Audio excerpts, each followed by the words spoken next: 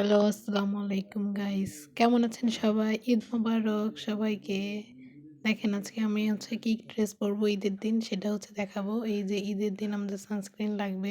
তারপরে বিভিন্ন আমাদের কানের দুল, গলার মধ্যে অর্নামেন্টস, তারপর আইলাইনার সবকিছু। তারপরে ফগ দিলাম, পারফিউম দিলাম, রাখলাম সবগুলো একসাথে গুছায়া। তারপরে এগুলা কিভাবে এগুলো দিয়ে মনে রেডি হয়ে গেলাম। কি সুন্দর করে দেখেন। এই যে আমার মেহেদির রংটা তেমন একটা গাঢ় হয় নাই, কিন্তু এক পাশেরটা হয়েছে, ওইটা একটু দেখাইলাম।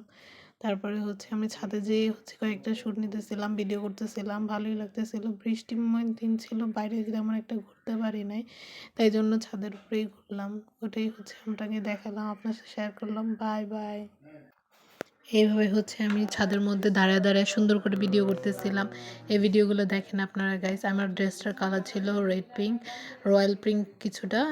এটা কালারটা অনেক সুন্দর, আমাকে খুব মানাইছে। তারপরে আমি ছাদের উপর আমাদের পেয়ারা গাছ ছিল, ওই পেয়ারা গাছের সামনে দাঁড়িয়ে কতগুলো ছবি তুললাম, ছবিও তুললাম, ভিডিও করলাম। এই যে আমার কানের দুল, ঈদের কানের দুলটা অনেক সুন্দর। হাতের এই আংটিটা আমাকে কথা দিয়েছিল, অনেক সুন্দর একটা আংটি, গলার অর্নামেন্টস। এগুলো সব একসাথে পরে আমি রেডি হয়ে ছাদে চলে গেছিলাম।